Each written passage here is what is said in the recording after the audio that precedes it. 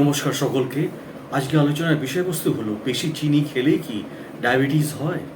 Diabetes হলে আক্রান্ত ব্যক্তিকে প্রথমেই বলা হয় যে চিনিযুক্ত বা মিষ্টি জাতীয় কোনো খাবার খাওয়া যাবে না। আর ঠিক এই কারণে এমন একটি ধারণাও বেশ প্রচলিত হয়েছে যে ডায়াবেটিস হওয়ার জন্য অন্যতম বড় কারণ হলো মিষ্টি জাতীয় খাবার বেশি করে খাওয়া। কিন্তু এই ধারণা আসলে কতটুকু সত্য? চিনি বেশি খেলে কি সত্যিই ডায়াবেটিস হয়? আসুন আমরা আলোচনা করি এই বিষয়ে। ডায়াবেটিস কি? ডায়াবেটিস এমন একটি শারীরিক অবস্থা যার কারণে আক্রান্ত ব্যক্তির রক্তে শর্করার মাত্রা অনেক বেশি বেড়ে যায়। এতে একবার কেউ আক্রান্ত হলে সারা জীবনের জন্য তাকে সেটি বয়ে বেড়াতে হয়। অর্থাৎ আজীবন তাকে সুগার বাড়ুক বা কমুক, তাকে ডায়াবেটিসের ব্লাড সুগারের ওষুধ খেতেই হয়। খাবার খাওয়ার পর শরীর সেই খাবার শর্করা ভেঙে চিনি বা গ্লুকোজে রূপান্তরিত করে, আর এটি শরীরে শক্তি বা এনার্জি যোগান দেয়। তবে ডায়াবেটিস হলে শরীরের কোষগুলো আগে যে চিনিকে জ্বালানি বা এনার্জি বা শক্তিতে রূপান্তরিত করত, সেই চিনি কোষের পরিবর্তে রক্তের মধ্যে জমা হতে শুরু করে, ফলে ডায়াবেটিস হয়। ইন্টারন্যাশনাল ডায়াবেটিস ফেডারেশনের দেওয়া সংজ্ঞায় বলা হয়েছে যে ডায়াবেটিস এমন এক দীর্ঘস্থায়ী অবস্থা যার ফলে শরীরের কার্যকরভাবে ইনসুলিন হরমোন তৈরি করতে পারে না। ডায়াবেটিস হলে মানুষের শরীরে গ্লুকোজ স্থায়ীভাবে বেড়ে যায়, আর এই ধরনের প্রতিকার না নেওয়া হলে এটি বাড়তেই থাকে, ফলে অনেক জটিলতারও সৃষ্টি তৈরি হতে পারে শরীরে। ডায়াবেটিস হলে কেবল চিনিই নয়, আরও অনেক কিছু বিপাকীয় সমস্যা তৈরি হতে পারে। তবে রক্তে চিনির পরিমাণ মেপে ডায়াবেটিস পরীক্ষা করা হয় বলে এটি নিয়েই বেশি আলোচনা করা হয় বলে ডাক্তারবাবুরাও মনে করেন। ইন্টারন্যাশনাল ডায়াবেটিস ফেডারেশনের হিসাবে বর্তমানে বিশ্বে 53 কোটিরও বেশি মানুষ ডায়াবেটিসে আক্রান্ত, আর এতে প্রতি বছর অনেক মানুষের মৃত্যু হয়। এর মধ্যে আক্রান্তদের চতুর্থাংশই হলো নিম্ন বা মধ্যম আয়ের দেশের নাগরিক। ডায়াবেটিস আক্রান্ত মানুষের সংখ্যা প্রায় 1,31,00,000 বাংলাদেশে। এদের মধ্যে 20 থেকে 80 বছর বয়সীদের মধ্যে 14.2% মানুষই এই রোগে ভুগছেন। ডায়াবেটিস হয় মূলত দুই ধরনের। এগুলি হলো টাইপ 1 বা এ ডায়াবেটিস আর type 2 diabetes, type B diabetes. Type 1 diabetes মূলত জেনেটিক বা বংশগত।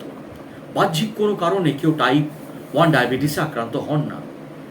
যুক্তরাষ্ট্রের রোগ নিয়ন্ত্রণ বা প্রতিরোধক কেন্দ্রে সিডিসির ওয়েবসাইটে বলা হয়েছে যে অটো ইমিউনি সিস্টেম প্রতিক্রিয়ার কারণে কোনো ব্যক্তি টাইপ 1 ডায়াবেটিসে আক্রান্ত হন, অর্থাৎ শরীর ভুল করে নিজেকে আক্রমণ করে।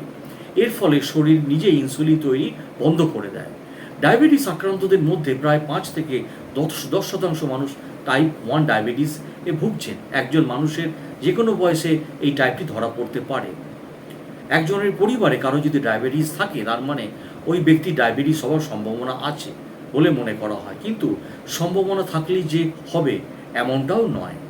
কেউ যদি শারীরিক পরিশ্রম না করেন, এক্সারসাইজ না করেন, রানিং না করেন, বিশেষ করে যদি ওয়েট বেশি পরিমাণে বেড়ে যায়, পেট যদি মোটা হয়ে যায়, তাহলে এর ফলে ডায়াবেটিস হবে বলে অনেক ডাক্তারবাবুরা মনে করেন। টাইপ 1 ডায়াবেটিস বা টাইপ এ ডায়াবেটিসে কেউ আক্রান্ত হলে শুরুতেই লক্ষণগুলো দেখা যায়, কারণ কারো যদি এই ডায়াবেটিস থাকে তবে তাকে ইনসুলিন নিতেই হবে। টাইপ 1 ডায়াবেটিসের প্রতিরোধী উপায় ডাক্তারবাবুরা এই নিয়ে গবেষণা করছেন। অন্যদিকে টাইপ 2 ডায়াবেটিস আক্রান্তের কারণ হলো অনিয়ন্ত্রিত জীবনযাপন।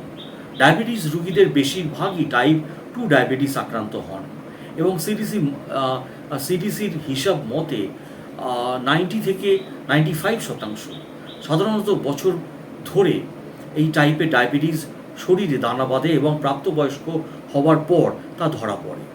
টাইপ 2 ডায়াবেটিসের শুরুতে সাধারণত উপসর্গ থাকে না, বরং শরীরের ভেতরেই বিভিন্ন জটিলতার প্রক্রিয়া শুরু হয় বলে ডাক্তারবাবুরা মনে করেন।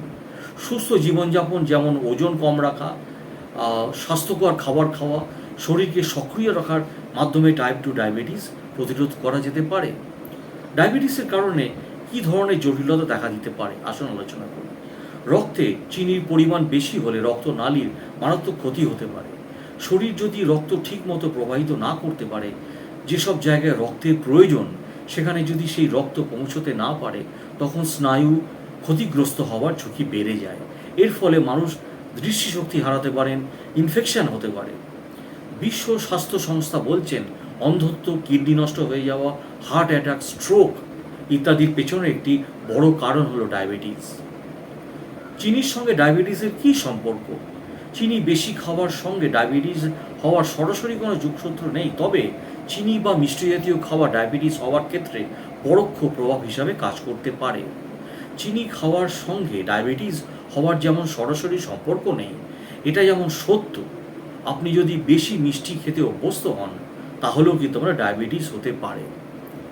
এবং ডায়াবেটিস হতে সাহায্য করতে পারে বলেই অতিরিক্ত মিষ্টি খেলে এটা সম্ভব। এবং কিন্তু এটি স্থূলতা, হৃদরোগ এবং ডায়াবেটিসের সঙ্গে সম্পর্কিত অন্যান্য স্বাস্থ্য সমস্যার ঝুঁকি বাড়াতেও পারে।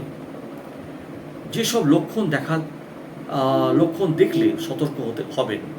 ডায়াবেটিস হলে সাধারণত মানুষের রোগ প্রতিরোধক ক্ষমতা, ইমিউনিটি সিস্টেম অনেকটা কমে যায়।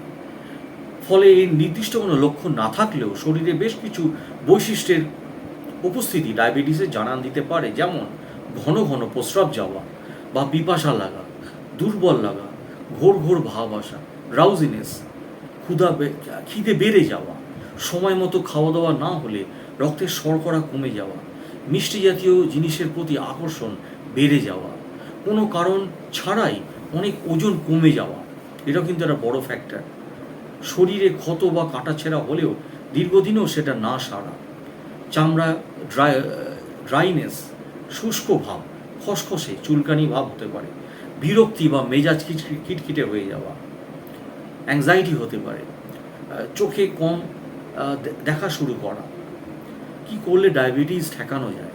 কেউ যদি বংশগতভাবে ডায়াবেটিস আক্রান্ত হন তবে খুব বেশি কিছু করার থাকে না, ডাক্তারবাবুরা এই বিষয়ে ভালো বলবেন। তবে পারিপার্শ্বিক প্রভাবের ক্ষেত্রেও কিছু বিষয় মেনে চললে ডায়াবেটিস ঠেকানো যেতে পারে, প্রতিরোধ করা যেতে পারে। যেমন প্রতিদিন 1 ঘন্টা হাঁটা। বর্তমান সময়ে জীবনযাপন ধরনের কারণে খুব কম সংখ্যক মানুষ কায়িক শ্রম বা পরিশ্রম করেন, আর এই ডায়াবেটিসে আক্রান্ত হওয়ার প্রবণতাকে এটাকে বাড়িয়ে দেয়। এবং ডাক্তারবাবুরা বলেন এই জন্য প্রতিদিন নিয়ম করে অন্তত 1 ঘন্টা হাঁটতে হবে। পাশাপাশি নিয়মিত এক্সারসাইজ বা ব্যায়ামের অভ্যাস গড়ে তুলতে হবে, খেলাধুলা করতে পারেন। জীবনধারা বদলানো, চেঞ্জেস ইন লাইফ। এছাড়া যাদের পরিবার বা বাবা মায়ের ডায়াবেটিস হওয়ার ইতিহাস রয়েছে তাদের এই রোগে আক্রান্ত হওয়ার আগে জীবনযাপনের ধরন পাল্টে নেওয়া উচিত। যেমন নিয়মিত খাবার খাওয়া, নিয়ম মেনে সকালে ঘুম থেকে উঠে এবং রাতে ঘুমোতে যাওয়া, যানবাহন ব্যবহার কমিয়ে হাঁটাচলা বাড়ানো, মিষ্টি জাতীয় খাবার, ফাস্ট ফুড, তৈলাক্ত খাবার পরিহার করা ইত্যাদি। ধূমপান বা মদ্যপান ছেড়ে দেওয়া। ডায়াবেটিস রোগ ঠেকাতে যেসব খারাপ অভ্যাস সবার আগে বাদ দিতে হবে, এর মধ্যে রয়েছে ধূমপান, মদ্যপানের অভ্যাস, কারণ এগুলো ডায়াবেটিস আক্রান্ত হওয়ার সম্ভাবনাকে অনেকাংশে বাড়িয়ে দেয়।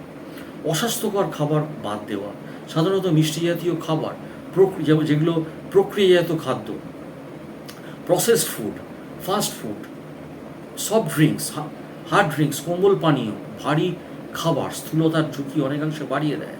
ফলে শরীরের ওজনের দিকেও লক্ষ্য রাখতে হবে যাতে কোনোভাবেই অতিরিক্ত ওজন না বেড়ে যায়। এই জন্যে বিশেষজ্ঞরা এই ধরনের খাবার যথাযথ এড়িয়ে চলার পরামর্শ দেন। এছাড়াও একবেলা পেট ভরে না খেয়ে পরিমাণে অল্প অল্প করে বিরতি দিয়েও খেতে পারেন, ইন্টারভেলস করে খেতে পারেন। রক্তে চিনির মাত্রার উপর নজর রাখুন। যাদের শিশুর ঘনিষ্ঠ স্বজনদের ডায়াবেটিস ইতিহাস রয়েছে তাদের বছরে অন্তত 1 বার করে রক্ত পরীক্ষা করাতেই হবে। সেই সঙ্গে বছরে অন্তত 1 বার লিপিড প্রোফাইল এবং রক্তে কোলেস্টেরলের মাত্রা পরীক্ষা করে দেখতে হবে। ফলে ডায়াবেটিস আক্রান্ত হলেও দ্রুত তা শনাক্ত করা যেতে পারে। যদি আমরা আইডেন্টিফাই না করতে পারি বা সে শনাক্ত না করতে পারলে তো ট্রিটমেন্ট শুরু হবে না, এর ফলে আরও হার্মফুল হতে পারে শরীরের পক্ষে। তবে সব চেষ্টা সত্ত্বেও কারো কারো ডায়াবেটিস হতে পারে। এক্ষেত্রে আক্রান্ত ব্যক্তি যদি ডায়াবেটিসকে সম্পূর্ণ নিয়ন্ত্রণে রাখে তাহলে একদম সুস্থ স্বাভাবিক জীবনযাপন করতে পারবেন বলে ডাক্তারবাবুরা জানান। তো অসংখ্য ধন্যবাদ ভিডিওটি দেখার জন্য, এবং যেটি আমি সবসময় বলি এটি একটি উপদেশ ইনফরমেটিভ ভিডিও, এবং এটা কখনোই চিকিৎসার সাবস্টিটিউট নয়। আর যেটি আমি সবসময় বলি, সুস্থ থাকতে, শরীরকে সুস্থ রাখতে আপনারা সবসময় ডাক্তারবাবুদের পরামর্শ নিন, ডায়েটিশিয়ান, নিউট্রিশিয়ানদের পরামর্শ নিন। যারা নিউট্রিশিয়ানিস্ট তারাই আপনাকে সঠিক সিদ্ধান্ত দেবেন, এবং ডাক্তারবাবুরাই আপনাদের সঠিক সিদ্ধান্ত দিয়ে আপনাদের সুস্থ রাখতে সাহায্য করবেন। অসংখ্য ধন্যবাদ ভিডিওটি দেখার জন্য।